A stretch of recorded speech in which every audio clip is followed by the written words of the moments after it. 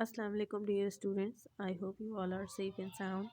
I am Amreen Ahmed, your course instructor of the course Modern Literary Theories, and within this course, as you know that we are nowadays discussing feminism and feminist criticism.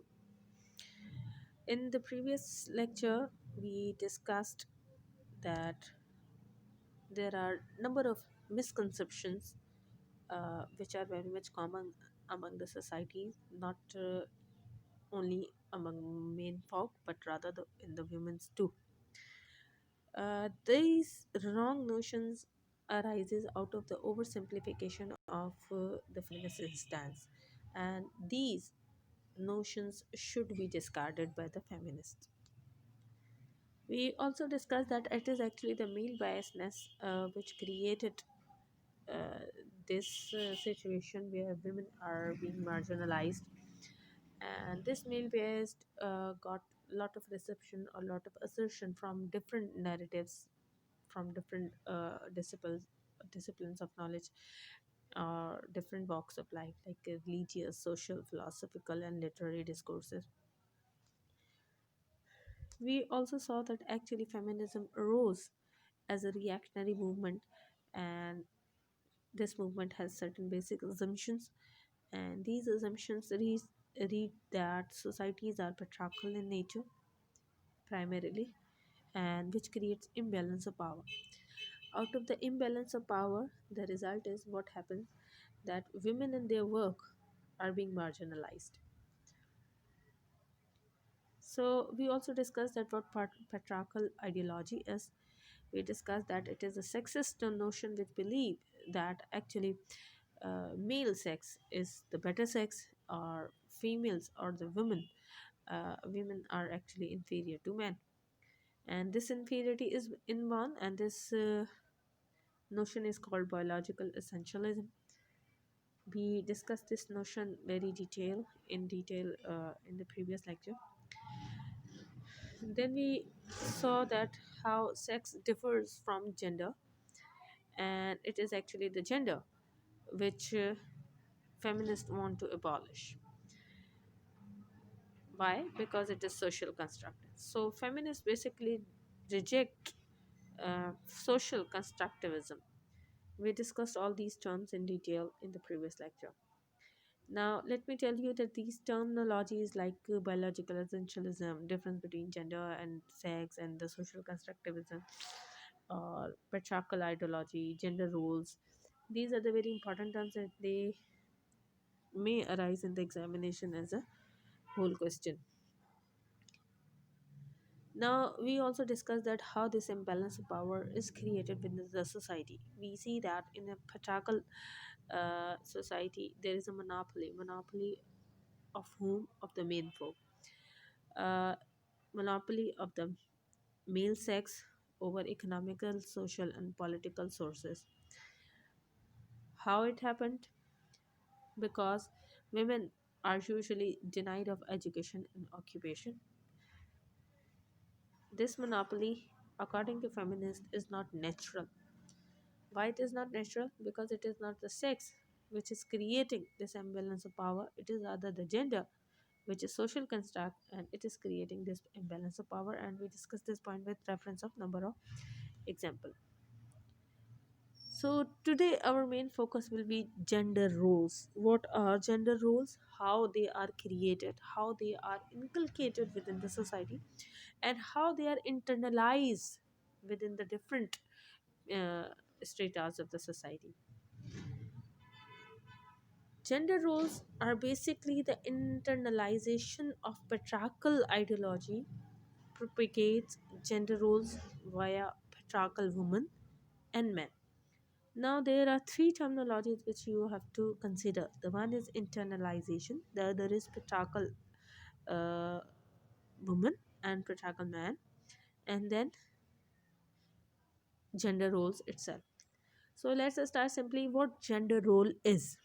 As we have already discussed, that when uh, a male child or a female child is born, their sexes are determined naturally. Okay, they are born with certain kind of physique, certain kind of body, which is predetermined predetermined by their genetic makeup or by the nature. But when they are born, the moment they are born, they are ascribed certain genders, and this notion of gender is a social construct. For example, if a baby girl is born, they will be given certain particular names belonging to certain particular genders, plus they will be dressed according to that. The when they grow up, there are certain stereotypical roles which society wants them to fulfill. For example, if you are male, then you are supposed to grow strong physically, mentally as well. You are supposed to grow rich so that you could sustain your family. You are supposed to grow as a sustainer so that you could sustain a woman and your kids, which would make your family. Okay. While if a female child is born, she is supposed to be grown as submissive and obedient, and she it is also a stereotypical characteristic of a woman that she should be beautiful. Okay, so that she could seduce the men. Why? Because the center of her life is men, and before marriage she is actually waiting for a male partner, and her whole her purpose of her whole life is just to be in good marriage relation. So these are certain stereotypical sort of roles, and within a family, these two kids belongs to these two different genders are brought up according to these stereotypical characters or characterization or standards. Now, how these gender roles are internalized within the society?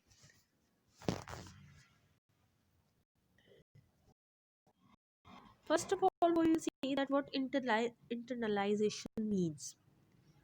Internalization is basically a process through which whatever concepts, whatever ideologies are prevailing within the society, they become the part of your ideology. And how it is done? It is done by repetition. For example, you are born in a society and you are seeing it from the very birth of, or you can say from the very early stages of your life, that certain genders behave in certain particular ways while the other genders behave in particular ways. For example, within a family, you must be having a father and a mother. Now, being a father, your father is quite a different character. He has quite different role to play. He has, you may say, power to take decision. He is the owner of the family, so he has more power than your mother. He goes out, he earns for you, so he's a kind of sustainer. So he has a kind of upper hand within the family. While when it comes to your mother, you see that she is taking care of the home, for which she is getting no money. Uh, Plus, her job is to reside at inside the home, and she does not go out much. Whenever she wants to take a decision, she has to ask the father. So this is a common or stereotypical family in our society.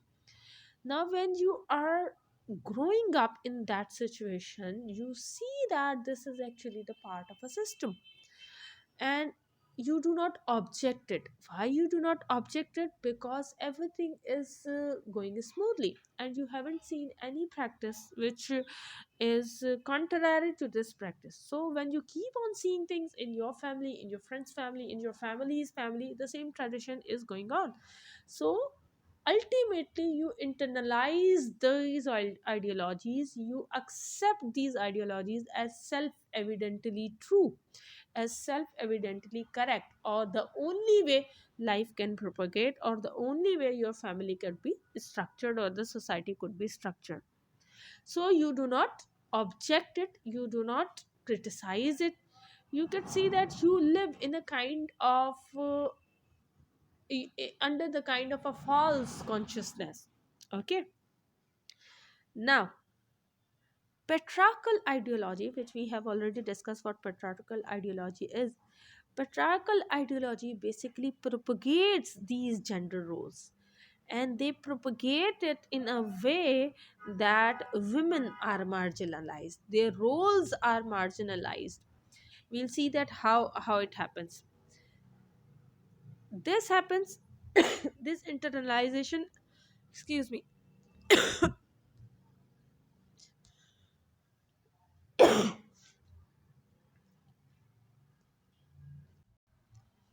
sorry for the distraction. Okay, there is one more term which you have to see, that is, I've written patriarchal woman and patriarchal man. Now when we say patriarchal man, a man which is who is propagating patriarchal ideology, quite easy to understand, because they belong to the male category of the society, so they always want to see their strata of the society having upper hand, so they would be, definitely would be propagating that particular ideology. But what do we mean by patriarchal woman? A woman who is propagating, who is supporting patriarchal ideology. And Louis Tyson is of the opinion that mothers are actually the most important, uh, you can say, the part of the society which play the role of patriarchal woman, because these are the mothers who inculcate patriarchal ideologies in within their family or within their children. For example, if a girl child is there and a boy child is there, then who is being preferred by the mother? In most of the societies, or in male dominant society, it is quite common that a male child is preferred over the female child. For example, if the two siblings are fighting together, then most of the time it is the sister who has to remain quiet and who has to shut up, so that so that the fight could be ceased. So it is always asked that you should be quiet, he is your brother. Okay, so he does not have any other quality except being a male child. Now, how? What is the procedure through which, or what are the mediums through which these gender roles are inculcated within the mindset of the society? These are media, books, magazine, films, drama, advertisement, etc. Number of mediums could be media could be used. Now, we have discussed that what are gender roles. Now, and when I'm saying that these are being inculcated even through your literature, and let's take the example of our fairy tales. Let's like take the example of Cinderella, which we had been reading throughout our childhood. Now, this is a very cute sort of a story. There is a woman, there is rather a girl named Cinderella. She has no merit except that she is very beautiful. Okay, so the only worth she possesses, that she is very beautiful. The other qualities she has, that she is oppressed by three other women, and those three other women are very much violent, oppressive, or aggressive, or demanding. Now, why these women are portrayed as villain? Because they are having qualities which are reserved for the male people, or the men, rather than women. A man is supposed to be aggressive, a man is supposed to be demanding, a man is supposed to be powerful and ruling, rather than the woman. And that is why these three women are the bad women, or the bad girls. Why these are bad girls? Because they are demanding like men.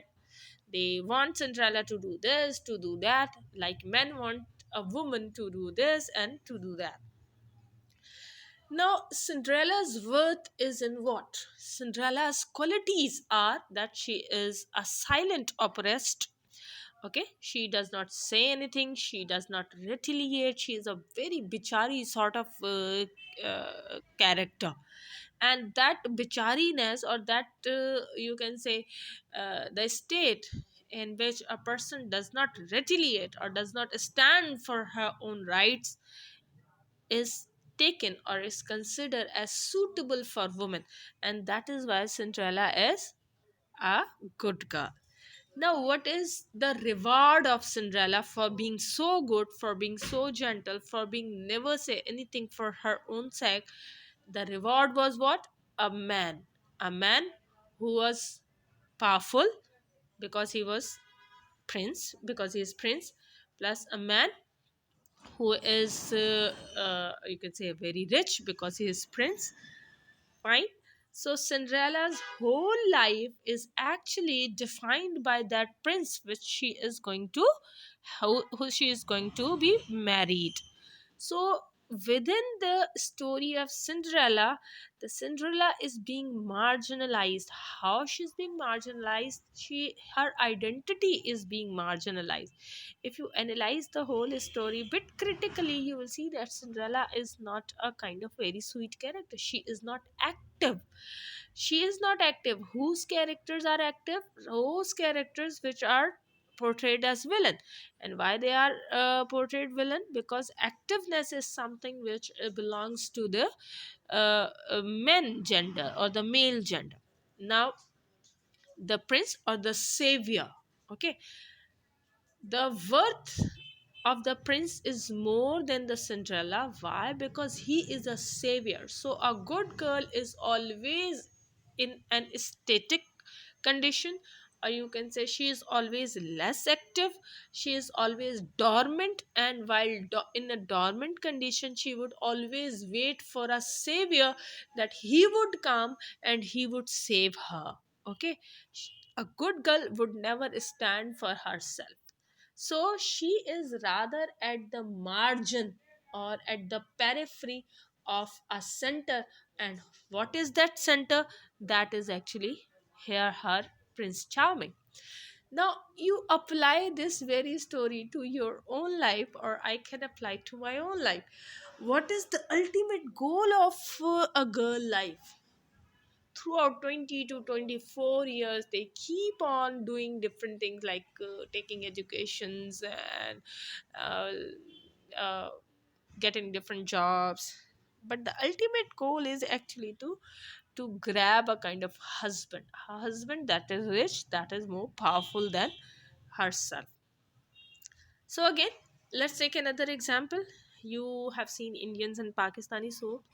So if you see a good character, a good female character is like a stereotypical bahu sort. She is being oppressed, she is being beaten, or she is being marginalized by a number of other characters of the homes, and those characters are usually also women. And she is again later on, uh, they don't talk about them. These kind of characters are the typical good housewife which are being portrayed in the Indian and Pakistani soaps. What characteristic which give worth to a female character? Within a gender role, it is not the worth of the work of a person, or of her or his intelligence. It is, when it comes to women, it is rather the beauty which is belief that a woman should have, rather than brain. Now see, when a person when a family is in search of a rishtas, or they are going for the matrimonial relation for their male members of the family. So when it comes to find a bride, they would always see that bride who is beautiful. They would prefer a girl who is more beautiful, or who is more submissive, who is less talkative, and who could take care of home. So we do not see a woman, or we do not consider a girl with her own opinions, having you can say more intelligence or more education than your own brother or anyone else for whom you are searching the bride. So this is not the intrinsic worth of the woman which is being demanded by the society. Now, what is intrinsic worth? That worth is actually the worth of the character or the worth of the ability which she has been given by the God. Let's say somebody is a good writer or good singer or good any ability you could have, and you could use it to its maximum. But when it comes to gender roles, then you have to conform to the stereotypical role that society have already set for you. If you meet all those parameters, then you are fine. While if you do not meet, let's say you are very good in maths, let's say you are very good in academics, let's say you are a very good doctor, but you are not beautiful, or you are you cannot maintain the house by yourself all alone. So, and you are not very bechari sort, or you speak for yourself, or you are very active, or you are very talkative, then you would be rejected. Why? Because these are not confirming the uh, gender roles which have been set by the society. Now I'm giving you very mild sort of examples, a very common sort of example which you could even find around you, so that you could understand the things. I'll be telling you the text which you have to go through so that you will understand the gravity of the situation. So for the gender roles, I've already told you that you have to go for the Louis Tyson. You read that book. I'll be sending you the PDF too, and then you will be shaping your answer. To undermine a behavior, it is portrayed as feminine. Now, see how unknowingly, unconsciously, we prevail the anti-feminist attitudes within the society. How unconsciously we marginalize women characters or the feminine, or we tag them rather as feminine. For example, if if you see a person, a male person crying or depressed or sad, you would say क्या बच्चों की तरह रो रहे हो या क्या औरतों की तरह रो रहे हो. Now see, crying is a kind of very natural feeling. Being depressed, being sad is quite a natural phenomena, but society has attached it to the feminine gender. Why this is so? Because these behaviors are actually the emblem of weakness. Now being male, you cannot be weak. So whatever attitude a society want to suppress, they would portray it as a feminine behavior. औरतों की तरह behave ना करो. No, why would somebody should not behave like female? So these are the natural sort of reactions, natural sort of you can say state of mind and heart, and these are quite common to everyone.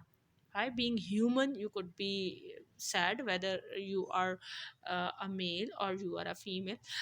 You might have come across to this line, this very famous phrase in our society also, that मर्द रोया नहीं करते या मर्दों को दर्द नहीं होता. This is actually to show that actually female side is the weaker side, so they are prone to have, or they are suitable to have sufferings, or they are suitable to feel the pain, while men are, because they are the stronger ones, they are the superior ones, so they do not feel all these things.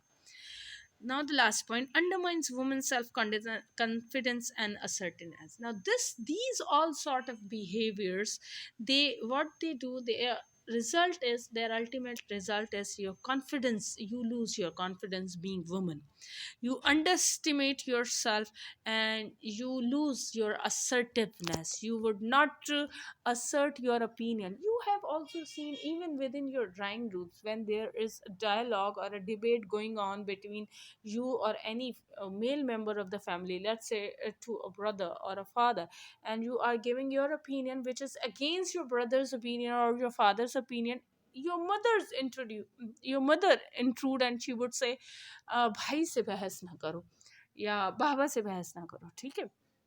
So why would she say that? Because being women, you have to be submissive, you have to take orders, or you have to shape your opinion according to the male member of your society, and not by you should not have, being a woman, you should not have your own opinions. As it is also said that औरतें फातिरुल अक्ल होती हैं. Okay, so they are lesser beings intellectually also. So all these sort of negative uh, projection of female gender has cost them their self-confidence and their assertiveness. Here I could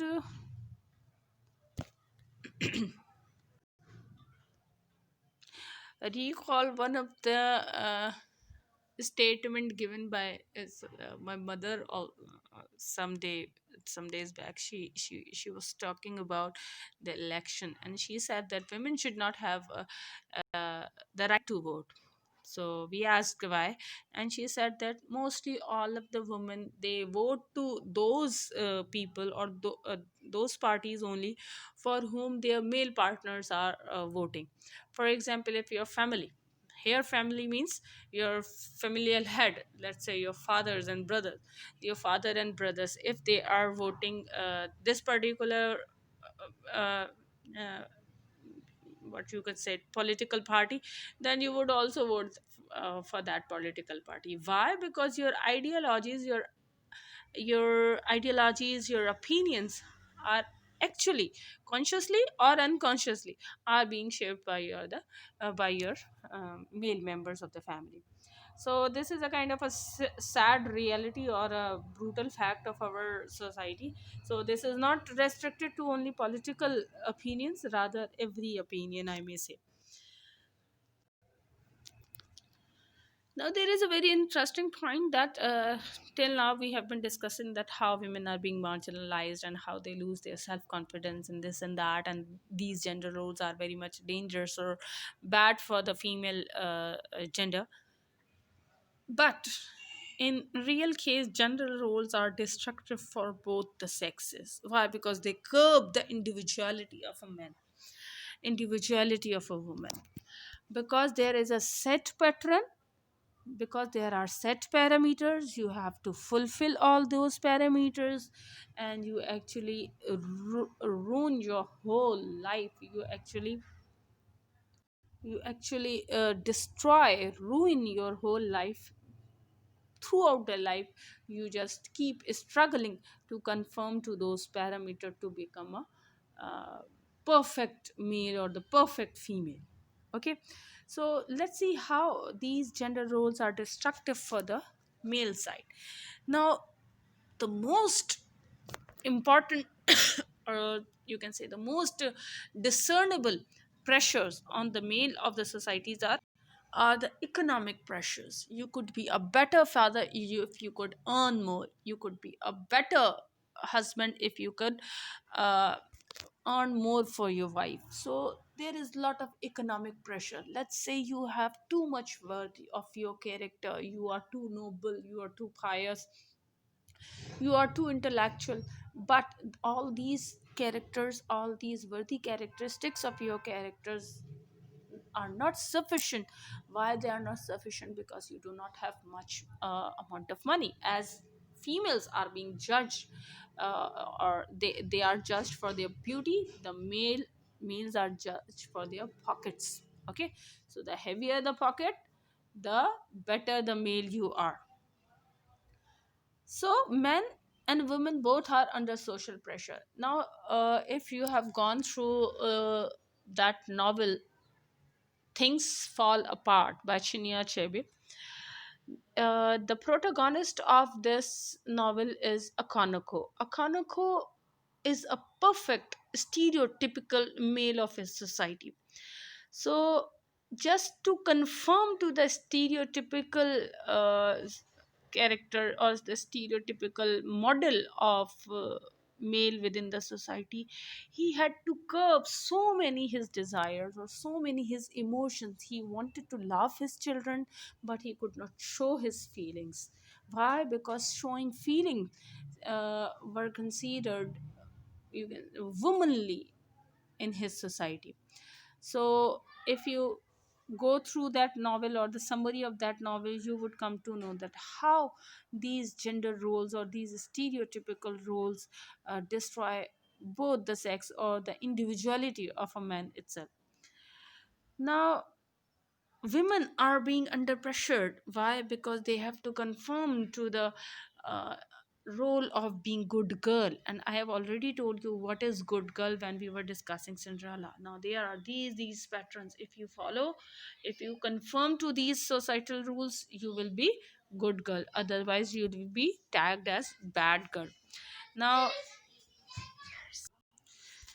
here the example of Nora has been given. Now, Nora is a character in a in a play by Henrik Ibsen. The play name is A Doll's House.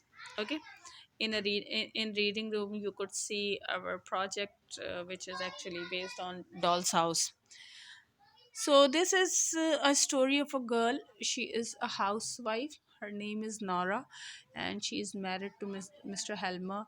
And she is a typical, stereotypical sort of character of of Britain society or the English society, and she is conforming to every, you can say, norms and tradition which are attached to the femalehood. Okay, so in the end of the drama, she realized that while conforming to the societal norms and values of womanhood, she has left herself somewhere behind. Okay, she has become so much submissive. She was not able to take even only one decision. She took one decision without permission of her husband, and her husband was so much furious. He was so much outraged that he became so abusive towards her. So this incident disillusioned her, and she realized that uh, that she had to step out of that particular stereotypical gender role, and she had to search for herself or for her own identity through education or through other means or through exposure to the society. So she left the house. So here in the first half, or you can say in the first place, Nora is portrayed as a good girl, but later on she has turned into a bad girl. So if you conform to the societal rules, then you are good girls. If you revolt against them, then you become a bad girl. Patriarchal gender roles have not been eliminated by modern woman entrance into the male dominated workplace.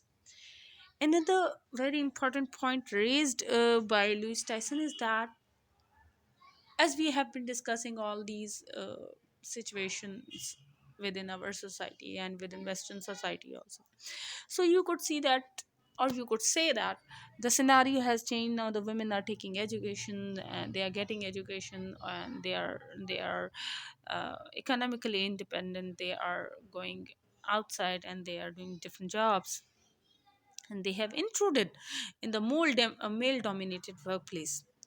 But Louis Tyson says, when you enter into the male dominated workplace, you face a lot of troubles over there. That is another story. We will also discuss that. Like, there are a number of other things. For example, sexual harassment is there, less pays are given to the female employees, they are not given uh, vacations or holidays for the, you can say, leave for the maternity, and the number of other issues too. But being the economic partner of your husband or your male partner does not mean that your male partner will also accompany you when it comes to the managing of home. Let's take very simple example or very common scene within the house. You could see, if there are some uh, women who works, or the working lady in your house. So you could see, you could observe that your mother, let's say your sister, when a female comes back home after her work, what she has to do, she has to manage the home, she has to take care of the kids, she has to cook, she has to wash, she has laundry to do. So there are number of chores she has to do. Now this is something, believe it, that it is her duty, it is a female's duty or a woman's duty, that she would take care of the kid and she would take care of the house. While when a man comes after a hectic day outside, what he would do? He would take a shower, he would sit in front of the TV on the sofa, and he would order a cup of tea, maybe, or dinner, which a woman has to make, though she has also returned from the office. So, when it comes to economic equality, it doesn't mean that you are economically independent or you are equal to women. It has overburdenized women. Why? Because she is taking responsibility. She is helping her male partner out in the economic stress, but her male partner is not giving her his share when it comes to the household's duty. How many of the male members of the family supports their wife or their sisters or their mothers in the household, or the household chores or the errands? How many? There are, so if there are some, the numbers is very low. So this makes women even more burdenized, more stressed, more physically and mentally under pressure. So this has not gained any equality or freedom to the woman, rather it has worsened the situation. So if we summarize the feminine perspective, rather I think our lecture has become too long. So inshallah we'll continue tomorrow. Continue will be summarizing tomorrow we will be summarizing the feminine perspective. All these points which we have discussed, we will be summarizing them in points, and then we will proceed to the feminist movement. Okay, so all these things you have to keep in mind, and then we will continue with the different female writers, female critics, and different female feminism as a political movement, and then we would see it as a critical movement or the literary movement too. So I'll tell inshallah. Allah Hafiz.